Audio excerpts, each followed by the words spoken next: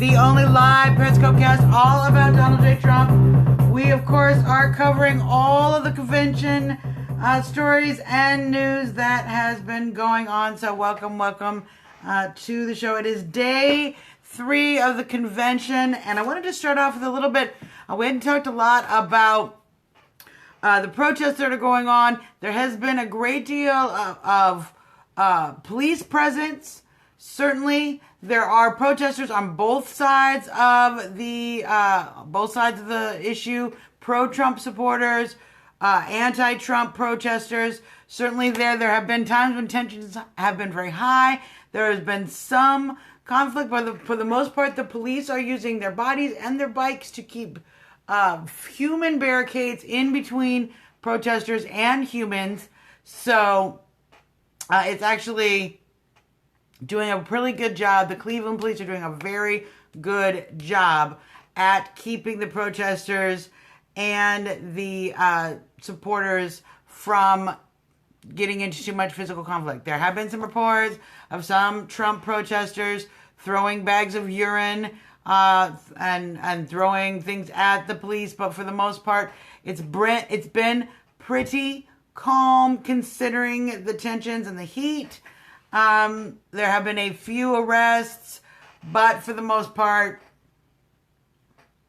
nothing specific to worry about. Although the media is focusing a lot more, as you know, on Melania and speechgate and all of that other business than they are focusing on the protesters outside, which I'm sure is what we're all much more interested in, what's going on outside, and certainly keeping track of that. But certainly not that much to worry about. Moving on from that, today speaking at the convention. Now, there's a lot of new folks here on the social. Let me just explain to you how it goes if you haven't been to my show before. If you have something constructive to say, I might communicate with you, but I'm actually delivering the news. So if you're participating, great. If not, I pretty much will probably ignore you and continue explaining to the people who have tuned in to find out what's going on in the Trump campaign, what's going on. So if you're here to troll, you can just keep going. And eventually, I just don't see anything but little white boxes. So, yay. Day 3 speeches today. Scott Walker, Tam Bondi of the Florida Attorney General. Thank you, Trump. Okay, speeches. I think Scott Walker's speech was a little bit better. Definitely more supportive. However, let's talk about Ted Cruz's speech. Okay, Ted Cruz came out and delivered a speech. You guys, it was, first off, it was very Ted Cruz-like. It was very boring. It was very tedious. It was very pedantic. He kept expecting applause in weird moments. I do. Thank you very much. So it was very awkward. The speech was very awkward. But the most awkward part is as he went further and further on in the speech, it became apparent that he had no intention to endorse or even advocate voting for Trump. Not even endorse, not even, I'm going to vote for Trump.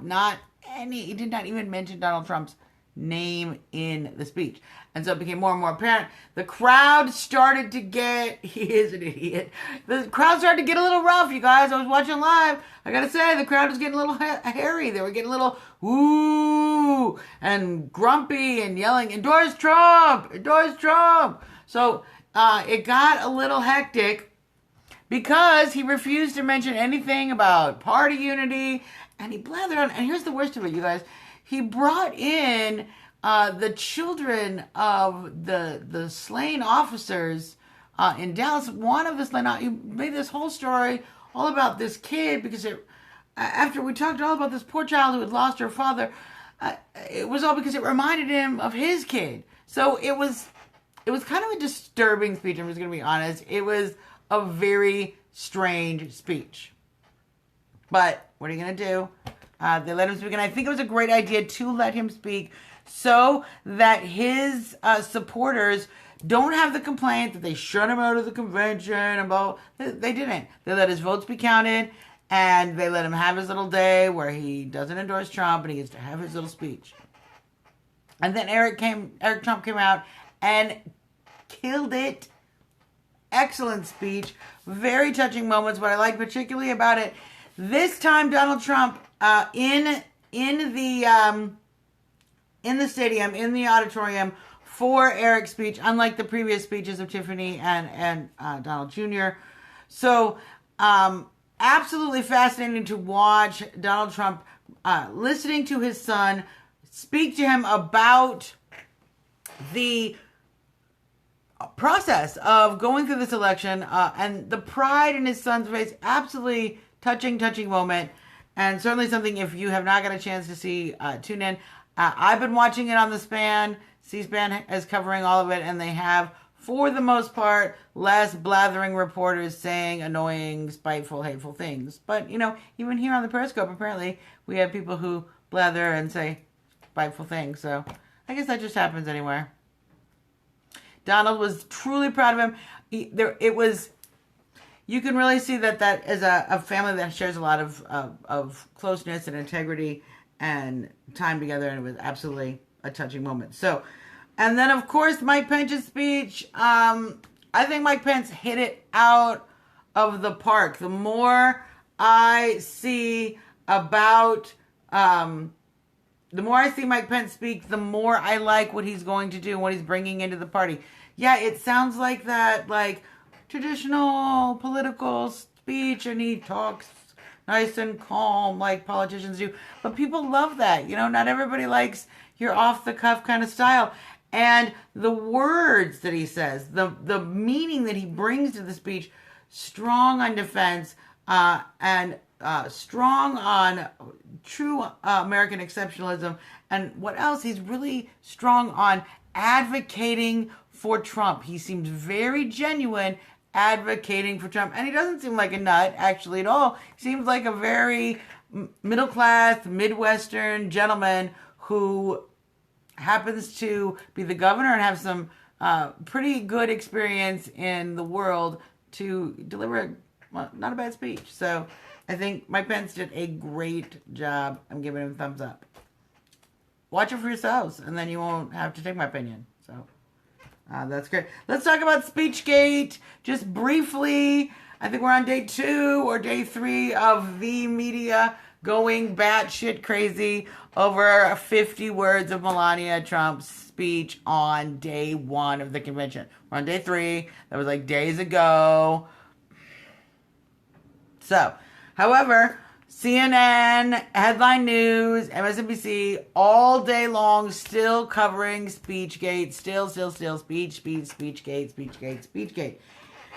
Today, in recent developments, Meredith McIver, the speechwriter from the Trump campaign, offered to resign because she, in fact, was taking notes. And Melania had mentioned parts of Michelle's speech she liked. I like these parts of the speech. Something like this. Something that's positive, that says these things. Well, unfortunately, Meredith wrote it down, didn't write what it was. It got in the speech. Meredith accepted full responsibility. She wrote a letter accepting full responsibility, and she attempted to resign. The Trumps did not accept her resignation because they understand that people make mistakes. They stuck by her and were very gracious. So, haters gonna hate. But Donald J. Trump pulled the classy move. That's right. And I think that is absolutely great. Is it gonna go? Is it gonna go away? No, now because they're still talking about the Rickroll, which wasn't even a Rickroll because it wasn't even in there. But let me tell you, mark my words, if I ever have to give a speech for a major convention, I'm gonna intentionally quote Rick Astley on purpose, just to mess with them. Because seriously, Rickrolling. Anderson Cooper today talking about Rickrolling. Embarrassing to journalism. Embarrassing. It's just humiliating what these journalists are doing. Absolutely humiliating. You know what else is humiliating? All the people and all the journalists who said Donald Trump wasn't even going to get 1,237 delegates. He got 1,725 delegates. So in a way, they were right. But they were right in the wrong direction because he got much more than the necessary amount of delegates. So, journalists, news media, you guys are doing a great job. Aren't you guys the ones who say that Donald Trump can't beat Hillary Clinton and it looks so bad for him in the polls? Okay. See you in November, right? Speaking of those polls, let's go over a few of those. As we talked about, the NBC poll has Trump up by 1 in a three-way race. Hillary, Gary Johnson, and Donald Trump up by 1. Interestingly, without Gary Johnson, Hillary up by 1. So, what does that mean? Analysts will blather about it later. LA Times came out with a new poll, tied. Hillary and Trump tied entirely. And of course, the Rasmussen poll just recently out this week has Trump up +7. Interestingly, he leads not only with white women, but he has a rate of Hispanic voters that is up at the levels that Ronald Reagan had. And frankly, you should watch the speeches today because one of our great Latin Hispanic politicians from, I believe, the state of Oklahoma, Alvarado, I believe his name was. I forget his first name. He delivered a great speech. And some of it's in Spanish, so maybe you can come and bring your family, and any of them that are unfortunately unable to speak English might understand. Just to translate into English, what he said is, vote for Trump. Let's talk about tomorrow. Thursday is the big day. Obviously, Trump is going to be accepting the nomination. There's a few speakers, Marsha Blackburn, Mary Fallon, who is one of the female governors across the country. Reince Priebus will be speaking, and of course, Jerry Falwell Jr. And Ivanka will be introducing her father. So that's probably, you've seen Donald Jr.'s speech, you've seen Tiffany's speech, it was great. You've seen Melania's speech, I don't care what they have with SpeechGate, it was a great speech, she delivered beautifully. You've seen Eric, if you haven't seen Eric's speech, go watch it. Ivanka's the top one. Ivanka's the one we're waiting for. So it should be a barn burner. Do not want to miss that at all. My Trump reason of the day is it was a great point that Mike Pence made in his speech that something we say around here is that you can't fake good family or you can't fake good kids. That's what he said. And watching the way that the Trump children have supported their father, have backed their father, have spoken out about their father. And if you see them in their regular lives, Eric Trump runs a foundation. Ivanka Trump does a great deal of work in charity as well as run with her own business. And of course, Donald Jr. as well. They're phenomenally successful individuals, whether their name is Trump or not. And the fact that their name is Trump kind of lets you know the man who raised them got a little something going on. So my Trump reason of the day, as I like to do, my Trump reason of the day,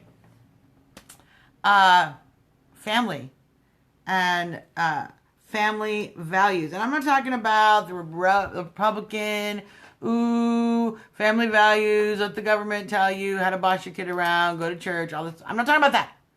I'm talking about taking care of your children, raising them to be smart, raising them to do the best job they can in life, helping them reach their potential, no matter what that may be, even if it isn't something you personally do, but helping them reach their individual potential and goals. And you see that in the Trump family, in each one of those kids. And frankly, I would love to make families great again, because Donald Trump did a great job with his family. And that's my Trump reason of the day. So there's that.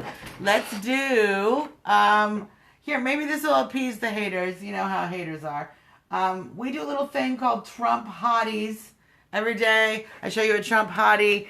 And I haven't found really pictures that I love of Donald Jr. and Eric. So we're going to combine them when I find like apparently the ladies in the family take a lot better model pictures. So we're going right back to the classic summer Trump hotties, and I couldn't resist this one. It's so warm out here. This Trump hottie, loving her. Here she is. Oh, she's got her Make America Great hat on. She's got she's got her headphones on and her America bikini, and she is just sitting in the sunshine waiting for Donald Trump to make America great again. That's what she looks like she's doing. And who would resist that? Who would not want to make America great again? So, as always, you guys, you can reach me here. You can find me at Trumpetarian at Twitter. Go ahead and troll me there if you want. I usually block like right away those, just because I don't have time. But you can send me hate email. You know, I will. You can slow it down. If you can, sit and type for a minute, go ahead and send me some hate email here at trumptalkus@gmail.com, and I will write back to the hate email. I really will. You can also catch all of our videos, www.trumptalk.us, all of our bash shows. This is episode 60, you guys, and there are about 25 special editions. So we're at like 90 different broadcasts. We've been doing this for a really long time.